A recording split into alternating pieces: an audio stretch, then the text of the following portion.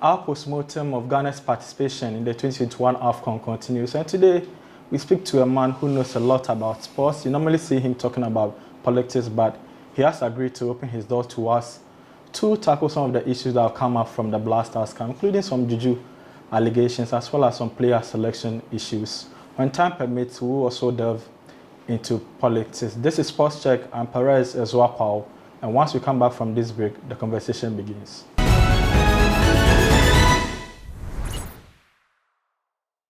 Welcome back from the break. This is Sports Check, and my name is Perez Ezwapao. I'm speaking to Mr. Twum Boafo. He's normally hear him talking politics, but today he had decided to join the sports. Of course, the AFCON is going on, so welcome to Sports Check, sir.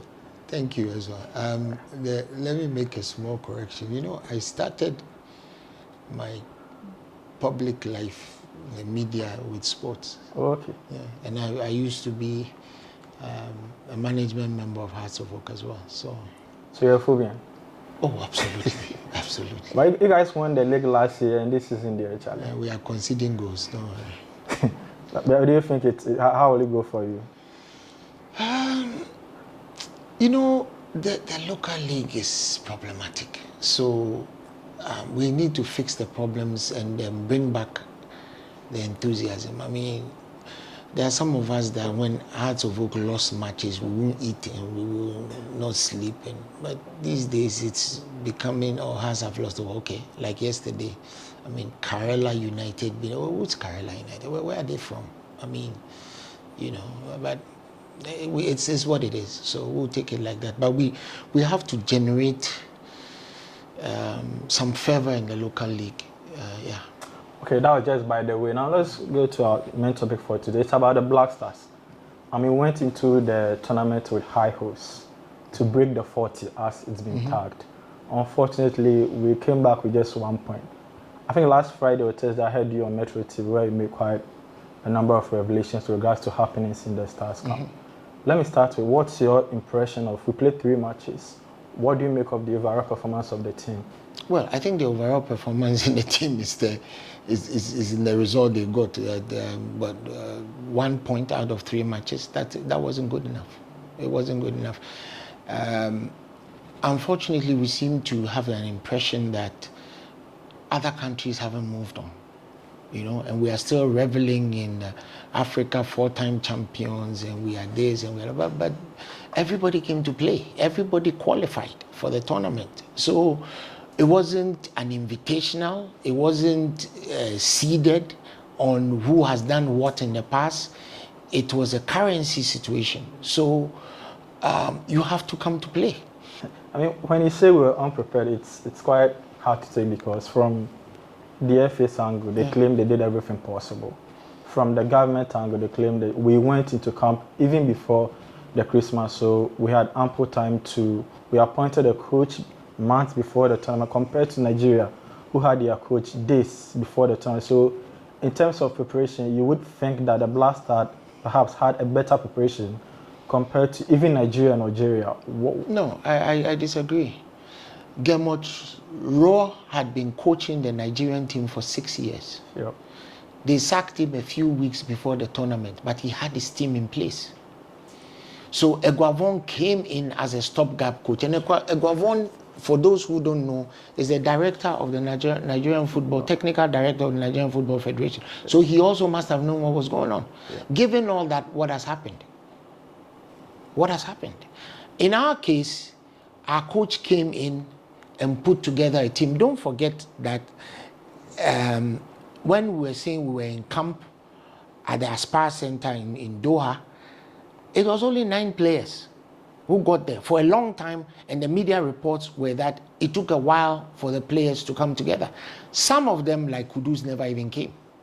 So to say that we had all the preparation, whilst we have to agree and admit that government did everything that it said it would do, and the FA did everything that it said it would do, the actual as we say in Agoni form, which is preparation, preparative matches, seeing the players together, all the other things that come together to put the team together were not there. What exactly went wrong for the Black Stars so that amidst all this, we could not do anything? Well, with the Black Stars, I've always said that it's a multitude of things. Things have been going on within the Black Star camp for a while. Sometimes it has been ignored. Sometimes those cracks have been papered over. Other times,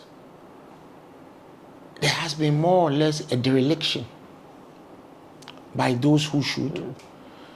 And it's beginning to snowball, is what I think.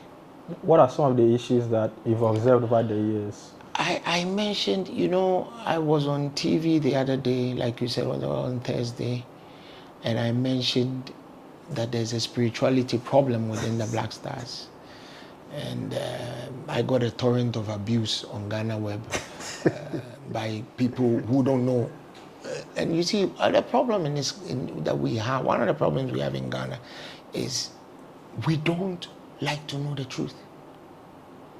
Some of the comments I saw after you guys reported that was, why did you even say it? Really? So people know it's going on. I've seen a very interesting clip on is it TikTok or somewhere, where one of our most vaunted players before the AFCON final in 2015 was spreading some powder on the pitch. You've all seen it. Yes. Should that happen? Should it happen? As we speak today, many of the players are saying they will not come and play for the Black Stars because there is juju in the Black Star camp. You see, I am not the one I don't believe it. Right? Yeah. I don't believe it. But I don't play football. If the people who play the game are worried about it, it should be looked at. The mental psyche and the mental construct of the boys needs to be worked on. We either de-emphasize it or we completely root it out by not tolerating some of these things. 2 days ago, my good friend and brother Charles Osesibe went on Joe Laka's show. I'm sure you've seen the interview. I've seen the video. And some of the things he said were shocking. That players had malams in camp. Really? I'm not saying it's true. I'm just relying on what Charles said. But I've been around football long enough. I know some of these things, okay. There's nothing wrong with superstition. I know the great Paul Ince, the first black person to captain the English national team, had a superstition. He always wanted to come out as the last person, and he never wore short sleeves. That's superstition, right? Yeah. That's superstition. But it's different from players coming to sprinkle powder on a pitch before a final. And we didn't even win it. It's one thing if you are sprinkling the powder and we are winning. But we didn't even win it. So for those people who were insulting me on your clip, on your, doing your reportage, they should go back and look at those things. They should go back and listen to what some of the reporters who are with the team are saying. You see, somebody made a very interesting observation, and I actually think it was my brother, my younger brother, because we watched the match together. Oh, okay. And he said that, remember the goal we considered against Comoros, the first goal? People were saying, oh, Amate let him pass. And my brother said, Amate didn't let him pass. Jonathan Amate, that we knew, would have tackled him and put him down and gotten a yellow card if need be. Sure. But Amate doesn't want to get injured. after sitting at home for 1.5 years, he doesn't want to get injured. Because if he gets injured again, that will be the end of his career. Then he'll come back, come and sit at home, and in 10, 15 years' time, he'll be begging people. He will see you at the stadium and beg you for 10 CDs. He doesn't want to do that. So he is better off letting the guy pass so that he doesn't get a problem. Those are the things we need to look at. Some people were saying, oh, but what Partey wasn't tackling, 2 of the goals were Partey's fault. Well, Thomas Partey doesn't want to end his career, prematurely. So notice how he was actually pulling out of tackles that he won't pull out of when he's playing for Arsenal. Those are the things we should look at. During our game with Comoros, who were the 2 best players?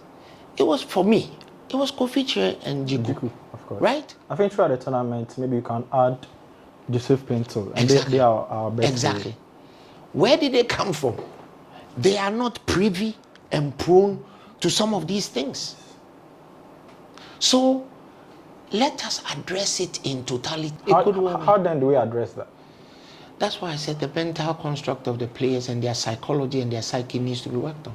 So maybe we should have maybe a few more people who are trained in assisting mental development during our tournament times and before matches.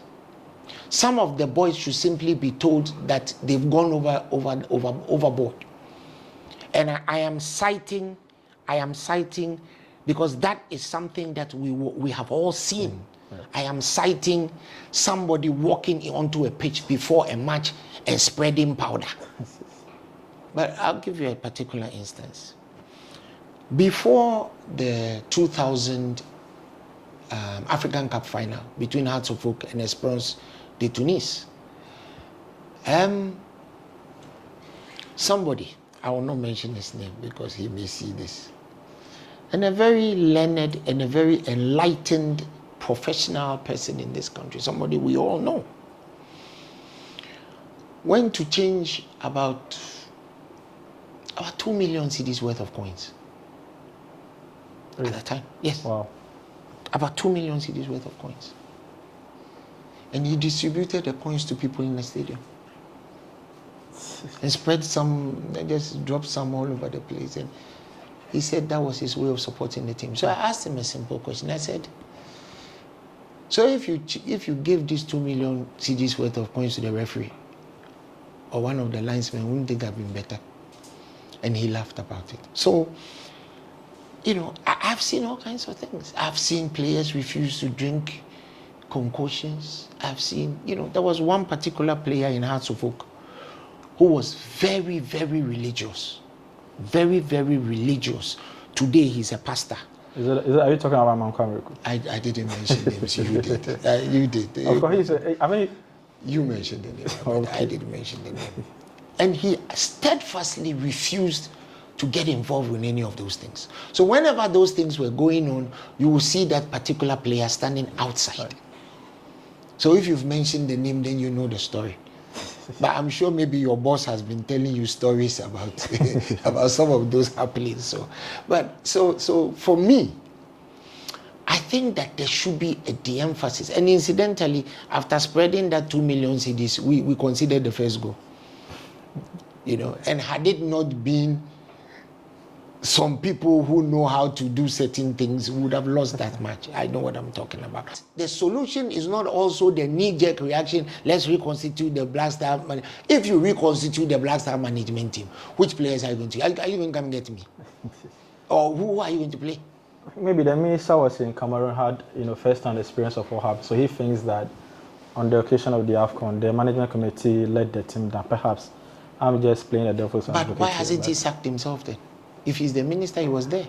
That's a damning indictment on he himself. Because if you're sitting there and it's going on and you do nothing and you come back and you come and accost the management team, you are the minister of sports. Yeah, but that would amount to interference when he decides to... But asking the FA to sack the management team and change the coach is interference.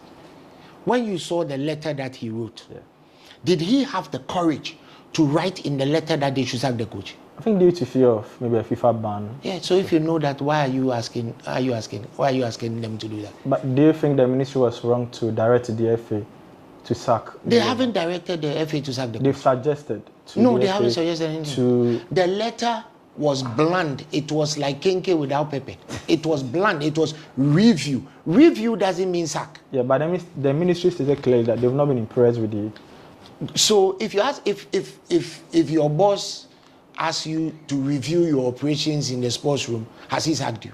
Even before he assigns me to do that, he makes a damning verdict on my performance. That exactly. He's So not impressed. he says, Ezra, I'm not impressed with what is going on. Review your operations in the sports room. Has he sacked you? Is that a subtle of telling the FA that give this guy the sack? There's no subtlety. Right. Sack the guy so that FIFA can take you on. Is that not what Nyantechi was doing? So, right, sack the guy.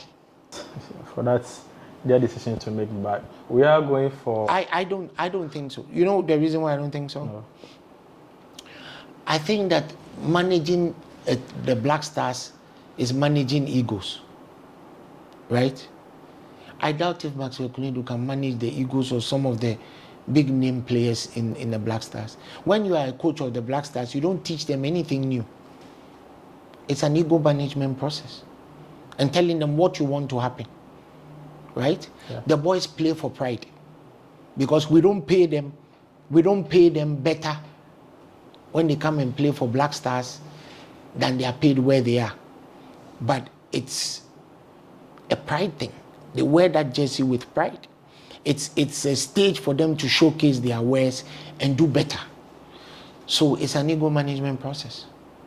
All right, we'll be going for a short break. Once we come back, we'll still talk a bit more Black Stars. This is Sports Check and Perez as well call, and we'll move back from the break.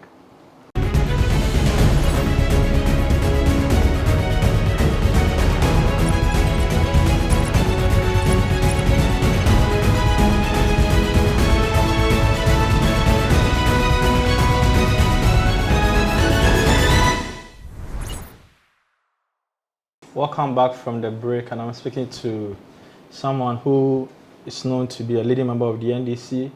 He has revealed that he's a former sports journalist.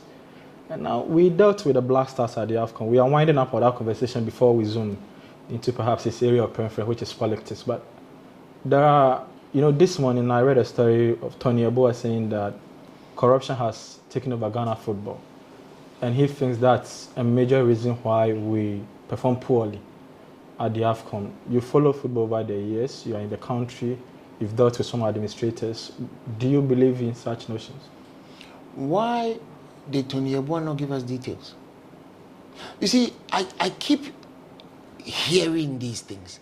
One of the reasons why I boldly spoke about this juju thing is that many people, and you heard a multitude of the players, past players, talking about there are things going on in the Black Stars, but won't say anything.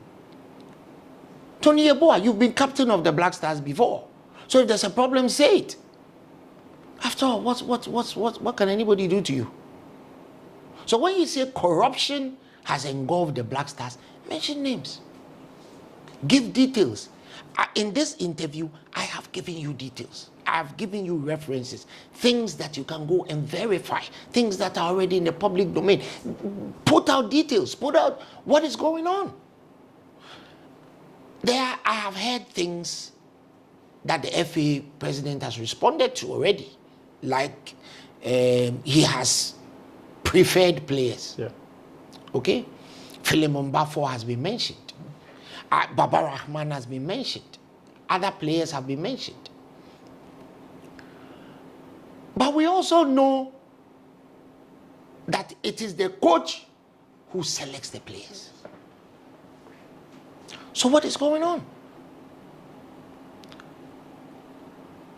If A is what is supposed to happen and B is happening, then it means there's a problem. If they are telling us that it's not the coach who selects the players, they should let us know. Because I remember at one time, one senior journalist, I think it was Kwamna Yeboah, suggested that we have a selection team, as we do in cricket, which selects players for the national team so that everybody knows. And everybody said no, it's the coach who has the responsibility to select the players. We have seen Milo going to talk to Edmondando. We heard he went to talk to Afinajan, he went to talk to others. Who selects the players? And in knowing who selects the players, we have somebody with whom the buck stops. For now, we know is the coach. So if the FA president or any other person tells you, the coach, to come and select me, and you know that I weigh over 200 pounds so I can't play, tell him that you won't select me. But let's not wait till after the fact for some senior players to come out and say there's corruption. There's corruption. Who is the corrupt person? What is the corrupt things they are doing? Why are you not saying for years? I remember since the times when Safu Jemfi and Emmanuel Ampia went to fight over bucket at Winneba. Really? In the Blasters? We have been talking, yes, over the same juju thing. We have been talking about problems in the Black Star. If you recall, there was a time when it was an Abedi and Tony Yeboah issue. That Tony Yeboah had his camp. Abedi had his camp. There were problems. That's why we couldn't win. But I ask a question. Because I have been the head by God's grace and the kind permission of President Mills and President Mahama. I've headed a large public institution before. You don't have to like somebody to be able to work with them. You don't have to be able to hang out after work with somebody to be able to work with them. The person is competent. Between 8 and 5, you work together. After you finish work, you go home. So if somebody knows how to play football, you are playing with them on the pitch. You are preparing to play. So you play.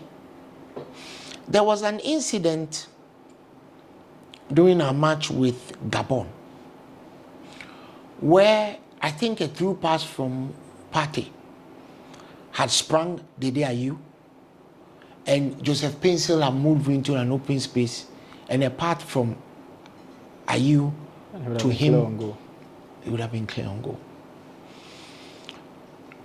I saw suggestions in the media that Andre Ayew didn't pass the ball to him because of selfishness. So I asked the question, is there any striker who's not selfish? But if you are a striker, I think the first thing that you should be is selfish. You should want to score. But the collective interest of the team. I agree with you. So that's also a factor. But I'm asking that all these things we are talking about, what is being done? Who is addressing it? Where are the names? Where is the evidence that it is going on? The people who are talking about it should let us know, because if I know what is going on, I have no problem saying it. I have no fear of anyone or anything. I'm sure you know that. I will speak about it. It doesn't matter how many of your minions on Ghana Web insult me. I'll say it. So I think that those people who come out with the allegations, I remember some of you may be a little younger. There was a very famous incident in 1992 about a certain Richard Now incident, where the coach wanted somebody else to play, and apparently the team captain wanted Richard Now to play in the match in which we lost. And it became a problem after the fact. These stories keep repeating itself. Of recent, you remember that there have been stories about a certain frigidness between Asamoah Gyan and Abedi Pele. Asamoah Gyan was interviewed. He was very diplomatic. He said, Asamoah Gyan and Dede Ayew. And Asamoah said, oh, Dede Ayew is not my friend. We don't hang out. But he left it there. What is the issue? They should bring it out. let's talk about it. Because otherwise, we will keep having, every time we go somewhere and come back, we have a mnemonic, the disaster of Burkina, the debacle of Tlemcen. Every time we have a mnemonic for a disastrous performance. It's not good enough. It's not good enough. We are running out of adjectives, if I can be permitted to say so. I think that we must address the problems and confront them head on. So, to our senior brother, Tony Yeboah, if there's corruption in the Black Stars and you know it, speak freely, speak openly. Don't just give us a headline and walk away. You mentioned about the rivalry, supposed rivalry between the DIU and Asamoah Gyan. You look at how Gyan was stripped of the captaincy. Do you think that perhaps furthered this allegation or these rumors of a rivalry, or I think we make too much ado over team captainship, because in other places a coach decides who he wants to be his team captain, and that's it.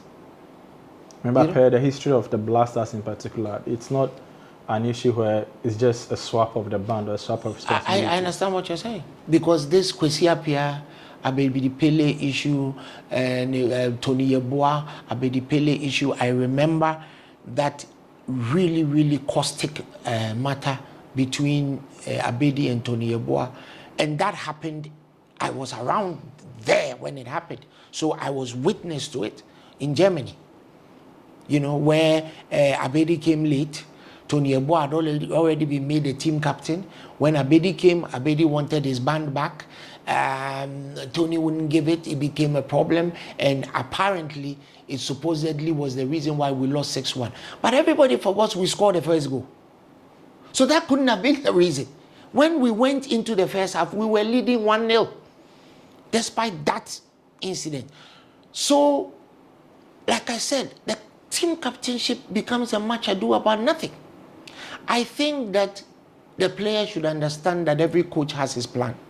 If he comes and he decides that some coaches, there are particular coaches like Otto Rehhagel, he always wants his captain to be the goalkeeper. Ask him why, he will tell you he's the goalkeeper who sees everything. So if you look at Otto Rehhagel's career, almost all his captains have been the goalkeepers. Some won defenders. Some won the oldest person in the team. Some won the star player in the team. It's a different potpourri of what the coaches want. And the players should subject themselves to what they want. Not what somebody says, oh, they've removed the captain from my hand, and this and this, they are undermining me. No, but you are still in the team. Some coaches decide that, hey, I want the older players in my team to be impact substitutions. I want some of them to give me the first 50, 60 minutes. Football is a team performance. Let us de-emphasize the continued and constant emphasis on team captainship, who wears the armband. I mean, we all saw what happened in our last match, where when Dede was red carded, he gave the armband to Thomas Partey. So Thomas Partey was wearing a blue armband. He went into the recess and came back with a green armband. And immediately the rumor started that somebody had called Thomas Partey and told him that if he kept that blue armband, he would be injured. The team captainship, why? Dede was the captain, he was sacked.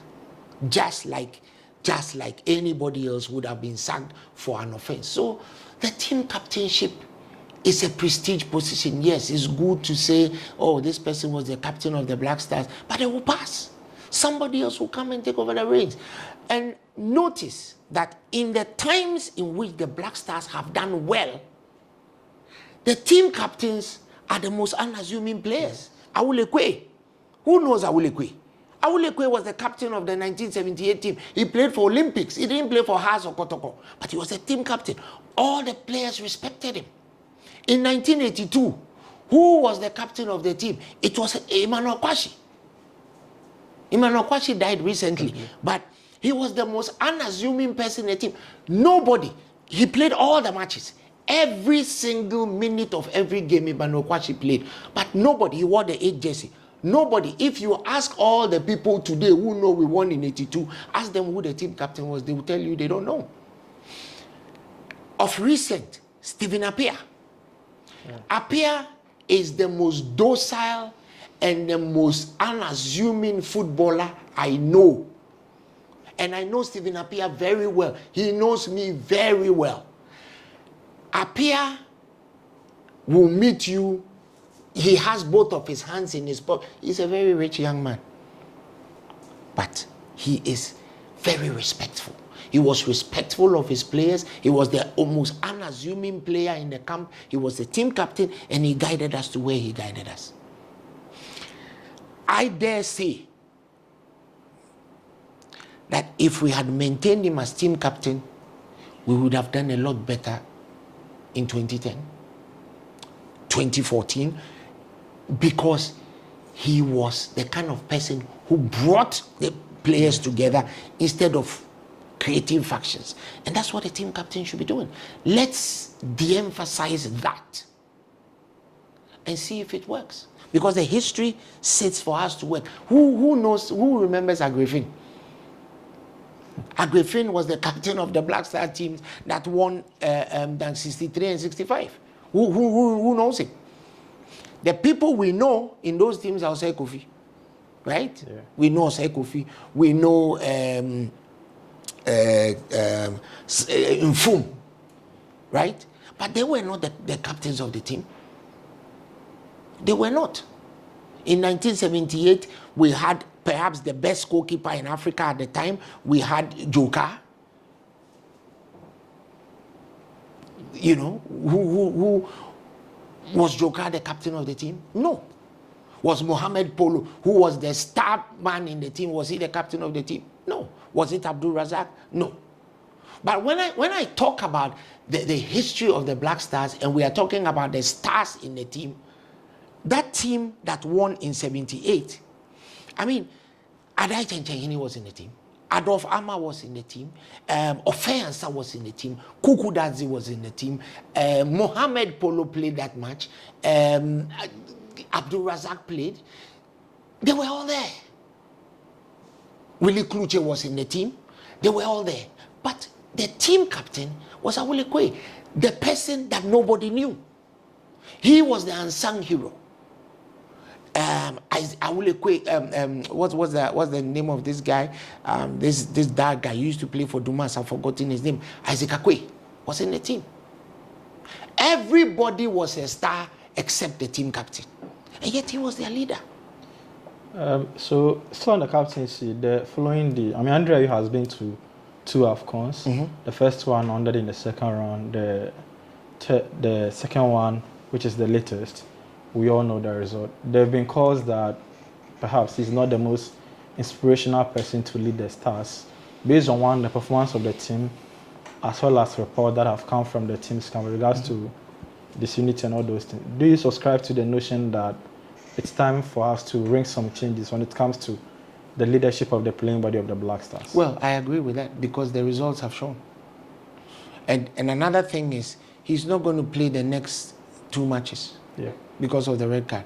Yeah. The qualification for the World Cup is more important than the AFCON, if you ask me. So I think, yes, that those calls are very much in order. Because there has to, and Andre will be the first person to tell you that he's not really the player he used to be. He's 32. He's in the twilight of his career. He's playing in the Middle East. I think that some of the younger players must be given the mantle for them to show what they can do. I don't know who the leader in the dressing room or the leader on the pitch is at the moment. It would appear to be Thomas Partey. But at the very least, there should be a transition. We have to build that team around somebody who can. You understand? So I don't know who is, because I'm not there, but basically from what I see from my position in the popular stand, That's what I see. I think there should be a transition of sorts. Because I tell you what, you can't have my thinking. We are going to play a very crucial qualifier against Nigeria. You can't have somebody else captain the team through that. And then if we qualify, and I hope and pray and believe we will qualify, then you change the team dynamics again. That will be problematic. These are the things that bring the problems. But do you think we'll beat Nigeria? Absolutely. They don't have a good record against us. They know it. Yeah. They've played 49 matches against us. We've won 23. They've won 10. So they know what is about to happen. One will argue it's a match between two rivals. Normally, like Hassan Kotoko, it doesn't follow form. I agree. You need a lot of other factors contribute. I agree. So you can't just take your neck out and say just because of the referee. I'm wearing the shirt, right? So I'm not going to tell you Ghana will lose. That's just not me. What are some of the changes we should do to enable us beat Nigeria? What are some of the players that they should get the players' mental psyche right? And then there's one thing we haven't talked about. So I'm going to introduce my own topic. Those players who refuse national call-ups, yeah, they should stop doing that. Because many people have played for this country for nothing. Many people have paved the way, right? Paved the way for most of them to get to where they've gotten to. Some of them, and I'm going to be controversial, some of them are not the ages that they are. They know it.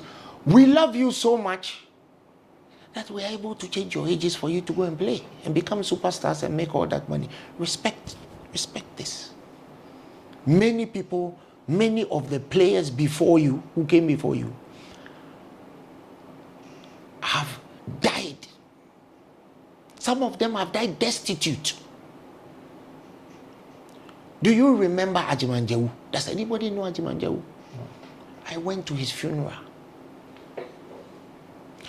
And there weren't 20 people at the funeral. Wow. Back in the day, if you mentioned the name Ajimanjewu, it was frightening. Joe Dakota died recently of COVID in the US. Mamakwa died recently. These are players who played for the national team and won the jersey with pride. Joseph Carr is still alive. Haruna Yusuf is still alive. Hesio Dampton is still alive. And I want to make a special appeal to Mohamed Salisu. My brother, your grandfather was one of the greatest players this country has ever seen. Your grandfather played for Kotoko. Your grandfather won the Cup of Nations in 1963 and 1965. He was one of the best left wingers this country has ever seen. You are a left winger just like your grandfather. You actually look like your grandfather. Get off that high horse and come and take your place in the national team. Because one day you will finish playing for Southampton. One day you will finish playing for whatever it is that you are doing. And the millions will not mean anything. Go and ask George Boateng his biggest regret. Go and ask him. Go and ask all the other people who refuse to play for our nation what their biggest regret is. Maybe right now you don't understand what you are doing. But what you are doing is not what your grandfather did. Your grandfather, that great Kotoko ace, if you go to Kumasi today and you ask who the best players are that played for Kotoko, at that position, they will mention your grandfather and they will mention Ajiman Prempeh. Come back to this country and take your place. That's quite a strong message to Southampton defender Mohamed Salis, who, as per reports, has rejected call-outs or invitations. Whatever the problem is, we can speak about it. Let's watch these things. Let's watch these things. Well, thank you very much, Mr. Twum Boafo. Thank you. This has been Sports Check, and we've been speaking to Mr. Twum Boafo, former CEO of the Free Zones Authority, a leading member of the National Democratic Congress. We normally talk sports here, but today we added a bit of politics to it. It's Sports Check, and Perez as well. Until come with your way with another edition.